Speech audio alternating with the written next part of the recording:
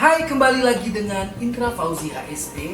Kali ini saya kedatangan teman dan dia adalah seorang dokter dan dia mau berbagi informasi soal kesehatan, dan tema kali ini adalah kita membahas HIV/AIDS.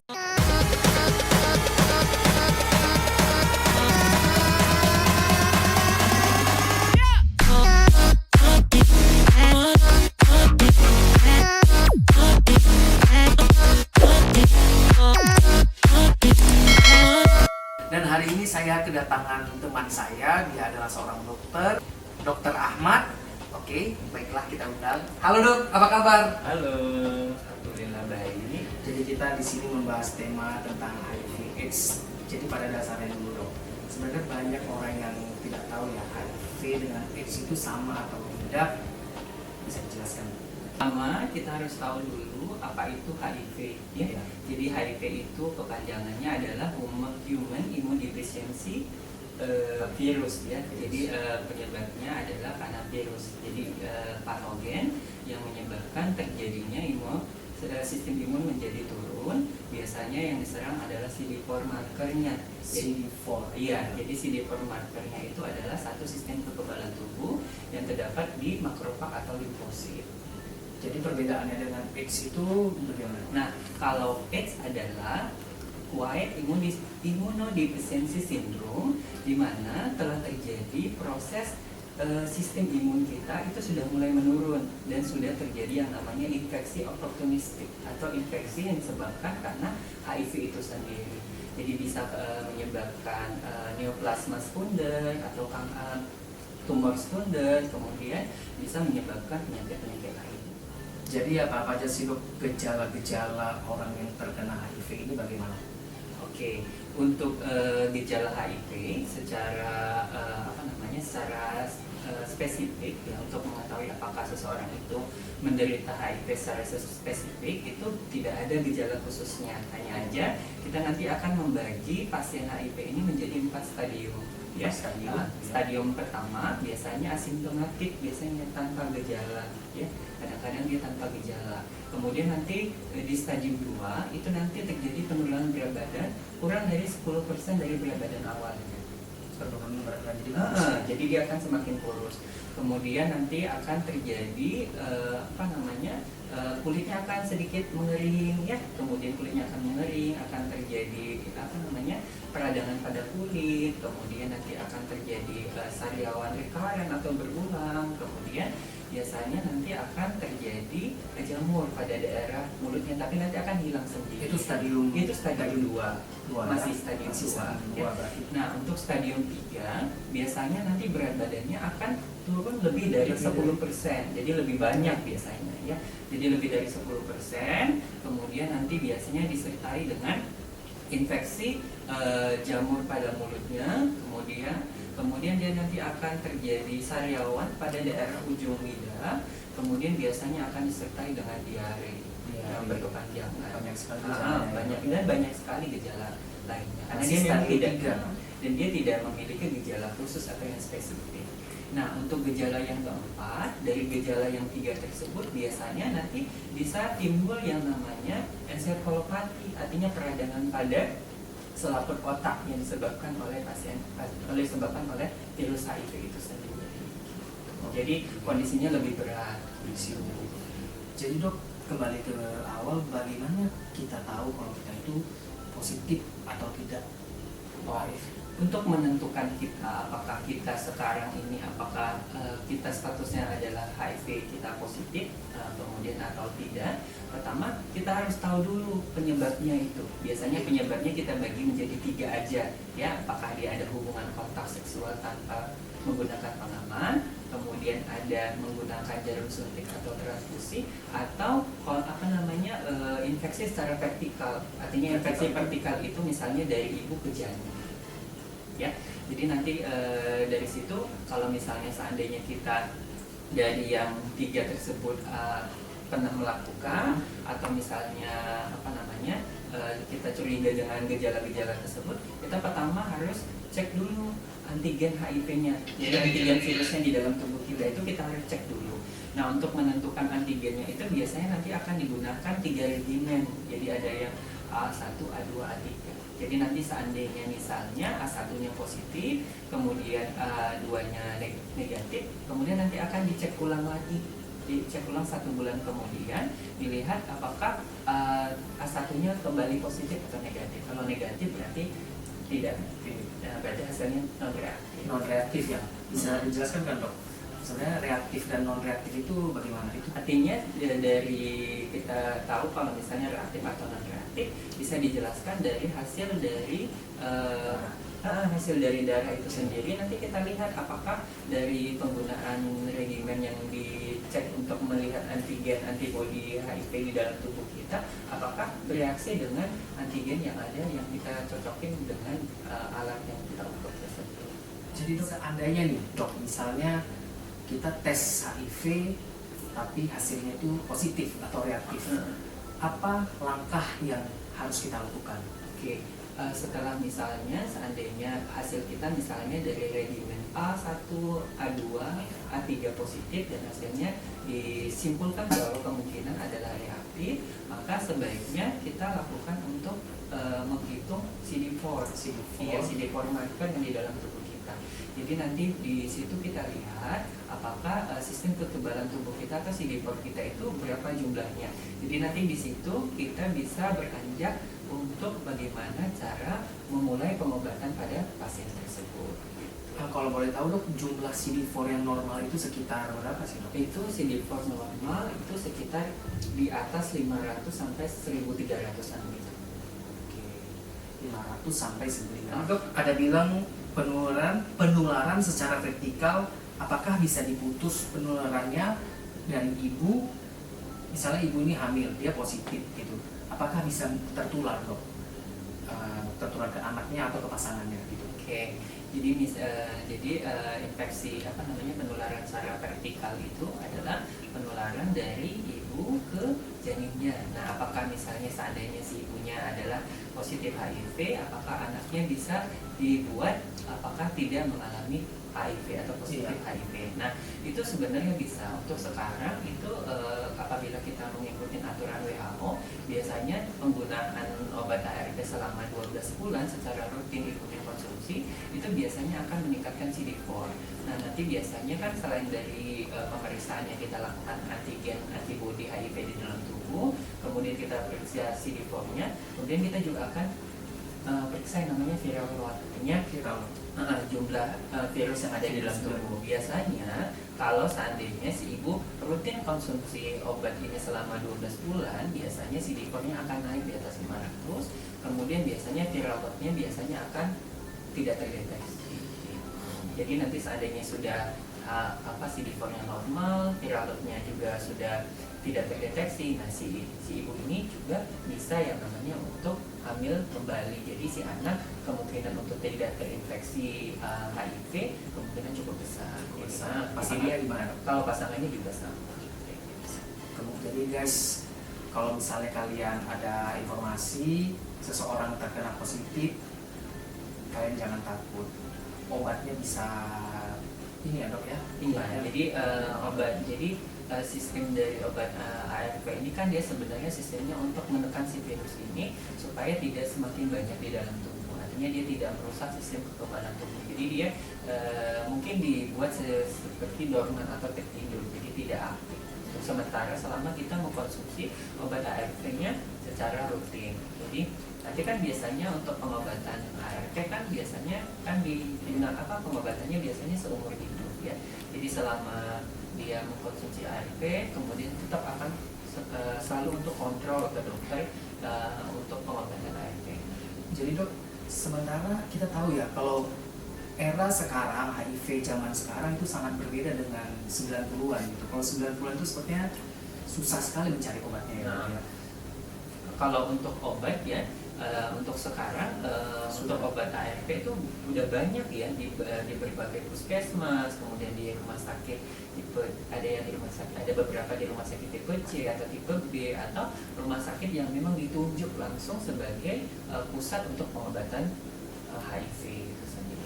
Jadi HIV zaman sekarang ini tidak menyeramkan seperti era 90-an. Jadi ya? paradigma yang dulu yang Stigma katanya paradigma dan stigma dulu yang menyatakan bahwa pasien HIV ini adalah sebuah penyakit yang membahayakan dan sangat membuat mental menjadi down dan tidak bisa disembuhkan. Sebenarnya memang tidak bisa disembuhkan, tapi dia bisa hidup kembali normal seperti orang biasa karena ARV tersebut. Iya, tapi dengan catatan harus konsumsi ARV seumur hidup. Jadi dok, bisa dijelaskan nggak, obatnya itu sebenarnya mengalami efek samping, misalnya jenis-jenis obat itu banyak atau tidak gitu, gimana dok? Oke. Untuk pengobatan pasien HIV biasanya kita beranjak dulu dari CD4-nya dulu ya. Kalau menurut misalnya seandainya kita menurut WHO, seandainya misalnya antigen antibody HIV di tubuh kita itu positif, kalau tidak ada pengobatan, tidak ada pemeriksaan CD4, itu bisa dilakukan pengobatan langsung, tapi dengan yang stadium 3 atau stadium 4. 3 atau 4, tapi sudah parah gitu ya dok ya. Tapi kalau menurut CDC yang untuk pengobatan HIV itu biasanya kita akan lihat dulu CD4-nya apakah di bawah 200 atau di atas 200. Nah, kalau misalnya seandainya di bawah 200, dia akan kita berikan profilaksis, artinya pencegahan supaya tidak terjadi yang namanya infeksi oportunistik atau infeksi lainnya yang timbul akibat HIV. Oke dok, infeksi oportunistik itu banyak dikaitkan ya dok ya? Iya, karena infeksi itu banyak ya, misalnya dikaitkan orang yang positif HIV misalnya terkena contoh TBC atau penyakit lainnya. Iya, karena HIV itu sendiri kan menurunkan sistem imun, jadi kekebalan tubuh kita terhadap satu penyakit jadi berkurang. Jadi misalnya seandainya ada orang yang di luar rumah kita terkena TB paru, kemudian dia batuk-batuk ke kita dan itu bisa menular ke kita. Kenapa? Karena sistem imun kita jelek. Nah, untuk pengobatan selain itu untuk menidurkan dia juga bisa meningkatkan CD4, jadi menaikkan sistem imun di dalam tubuh. Jadi dok, saya menemukan satu kasus, ada orang pasien yang positif, dia ngerasa dirinya itu udah sehat, jadi dia menghentikan obatnya gitu. Itu bagaimana dok? Nah, itu sebenarnya apabila misalnya dia merasa sehat, itu tadi kan ada yang namanya stadium 1 ya. Jadi dia tidak menunjukkan gejala, hanya kadang-kadang muncul yang namanya pembengkakan pada kelenjar. Jadi nggak akan ada kelenjar di leher, kelenjar di ketiak, kelenjar di daerah paha. Nah, biasanya kadang-kadang tidak menunjukkan gejala lainnya. Kalau misalnya dia putus obat, itu dia karena merasa dirinya sehat, itu salah ya. Jadi tetap yang namanya kalau kita pun merasa sehat, berat badan kita tetap naik, tidak muncul gejala-gejala yang lain, tidak ada gejala infeksi oportunistik, misalnya TB paru, pneumonia, kemudian penyakit-penyakit pada lidah, misalnya jamur atau sariawan pada ujung tenggorokan, ujung lidah, pangkal lidah. Nah, itu biasanya kalau kita putuskan obatnya sangat bahaya, karena nanti yang virus yang kita tidurkan selama ini dia bisa bangkit lagi dan akan semakin banyak. Nah, untuk pengobatan dari HIV AIDS itu biasanya kita pakai sistem 2 NRTI ditambah 1 NRTI ya. Jadi apa itu NRTI? NRTI itu atau NRTI itu adalah satu kelompok obat. Jadi itu cuma kayak ibaratnya cuma untuk menggolongkan obatnya aja ya. Jadi NRTI itu biasanya yang tersedia di Indonesia adalah Mifudin, Judofudin, Tenofovir, yang seperti itu. Kemudian kalau kemudian ada yang NNRTI misalnya kayak epaviren, dan seperti itu. Jadi biasanya pengobatannya 2 NRTI ditambah 1 NNRTI. Jadi misalnya 2 dari golongan yang NNRTI digabungin jadi 1 ditambah dengan 1 NRTI. Misalnya kayak Cidofudin ditambah dengan Tenofovir ditambah dengan epaviren. Nah, biasanya kalau di Indonesia biasanya nanti kalau kita konsultasi gini ya dengan dokter yang ada di puskesmas atau di rumah sakit yang punya pengobatan HIV, itu biasanya kita akan memberikan dua opsi obat ya, biasanya kebanyakan ya di Indonesia itu dua opsi obat. Yang pertama itu yang FDC, itu yang terdiri dari yang satu paketan lengkap ya. Yang kedua ada yang minumnya 2 kali sehari, yang 2 kali sehari. Kalau seandainya kita minumnya 1 kali sehari itu biasanya diminum malam. Kenapa malam? Karena biasanya efek sampingnya itu biasanya begitu pertama kali diminum nanti biasanya akan berasa kepalanya akan bergoyang, pusing bergoyang. Kebanyakan pasien mengeluhkan seperti itu. Tapi seiring waktu dia tetap konsumsi obat itu terus menerus, biasanya efek sampingnya akan hilang. Jadi dok, misalnya dia positif pada stadium 4 gitu. Jadi ada kemungkinan nggak untuk bisa keadaannya normal kembali setelah HIV? Nah, kalau misalnya stadium 4 kan itu kan udah berat ya. Ya kita akan coba bagaimana caranya membuat kondisi tubuhnya akan membaik atau kembali seperti semula, tapi dengan pengobatan, kemudian mungkin dengan butuh bantuan atau perawatan di rumah sakit. Tapi insya Allah sembuh ya dok ya. Kalau sembuh tidak bisa kita bilang sembuh, hanya saja virusnya terkontrol di dalam tubuh. Jadi tidak artinya dia kita tidurkan, kemudian nanti supaya tidak menimbulkan berbagai macam gejala. Dok, yang banyak terkena kasus HIV ini sebenarnya kaum hetero, homoseks atau bisex, bisa dijelaskan? Untuk sekarang karena Indonesia ini kan untuk data pastinya ya, pastinya kita tidak tahu kaum mana yang paling banyak yang terkena atau terinfeksi virus HIV. Tapi yang bagaimanapun apakah dia heteroseksual, kemudian apakah dia biseksual atau homoseksual, sama-sama beresiko. Yang paling penting di dalam pikiran kita bahwa ketiga ini sama-sama beresiko apabila kita tidak setia terhadap pasangan, kemudian pakai kondom, kemudian puasa untuk hubungan seksual, seperti itu. Membahas sedikit soal hubungan seksual, kondom itu sangat penting ya dok ya. Misalnya ada orang yang ya mau nggak mau dia harus menggunakan seks gitu, bagaimana dok? Nah, apakah kondom itu penting gitu? Kalau misalnya kita adalah statusnya adalah memang senang berganti pasangan, kondom itu adalah salah satu pelindung paling pertama. Jadi supaya kita tidak terkena HIV. Karena kondom tersebut juga kan tidak untuk melindungi HIV aja ya, infeksi menular seksual juga misalnya kayak tropomoniasis, sipilis, kemudian sipilis itu seperti, kalau bahasa awamnya itu namanya Rajasina. Iya. Oh, ya. Kemudian ada gonore, ada chlamydia, ya. kemudian ada misalnya infeksi karena virus lain, misalnya kayak hepatitis B atau hepatitis C. Jadi dok, ini pertanyaan terakhir nih. Ada nggak kesimpulan atau pesan-pesan kepada yang nonton soal HIV/AIDS ini? Oke. Jadi pesan saya sebenarnya kalau misalnya seandainya kita adalah sebagai HIV dengan status reaktif atau positif HIV, artinya jangan putus asa, yang paling penting jangan putus asa. Kedua, biasanya lakukan pengobatan secara rutin, karena dengan pengobatan secara rutin dan pemeriksaan secara berkala itu dapat mencegah berbagai macam gejala yang ditimbulkan oleh HIV. Jadi barang siapa yang misalnya ini saya adalah sebagai orang yang senang dengan gonta-ganti pasangan, kemudian menggunakan jarum suntik bolak-balik, kemudian pernah transfusi darah sebelumnya, seperti itu, sebaiknya lakukan pemeriksaan HIV secara berkala ya. Oke dok, tadi dokter bilang terakhir nih guys, saya jadi penasaran, jangan putus asa, berarti ada kemungkinan orang positif HIV dia bisa stres. Apakah stres itu dapat berdampak buruk bagi kesehatan kita? Nah, jadi sebenarnya kan kebanyakan pasien HIV ini kan denial, artinya dia menolak kalau seandainya dia ini adalah memiliki status HIV yang reaktif di dalam tubuhnya.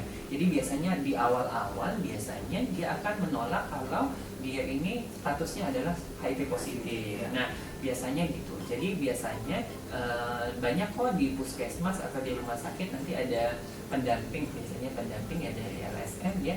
Nanti biasanya bisa sharing, nanti kemudian akan dimasukin ke dalam satu grup yang isinya orang dengan pasien HIV. Jadi nanti bisa saling support, saling bantu. Nah, stres itu biasanya dapat memicu, artinya dia dapat menurunkan sistem imun. Karena kan stres itu memicu 2% dari semua penyakit. Jadi sistem imun yang sudah turun karena virus yang di dalam tubuh, kemudian dia semakin stres, maka sistem imunnya akan cepat sekali untuk turun. Jadi kalau seandainya kita HIV-nya positif, lebih baik lakukan pengobatan, pemeriksaan ke dokter secara berkala, ya, kemudian minum obat secara rutin, jangan putus obat. Itu aja. Oke. Jadi itulah dia pesan-pesan penting dari Dokter Ahmad soal HIV/AIDS. Guys, terima kasih dokter sudah hadir Iya, di sama-sama. YouTube saya. Dan guys, kalau ada yang mau ditanyakan klik di kolom komentar ya, sebisa mungkin akan kami jawab. Saya jawab dan saya akan tanya sama Dokter Ahmad. Ketika ada orang yang bertanya gitu kasusnya, kalau kalian ada kasus bisa diklik di kolom komentar ya. Jangan lupa klik tombol subscribe-nya dan aktifkan notifikasinya agar mengetahui video terbaru dari Indra. Saya mengucapkan terima kasih dok sudah hadir. Oh iya, sama-sama. Terima kasih sudah menonton. Sampai jumpa lagi di video selanjutnya. Terima kasih and bye. You should take it slow.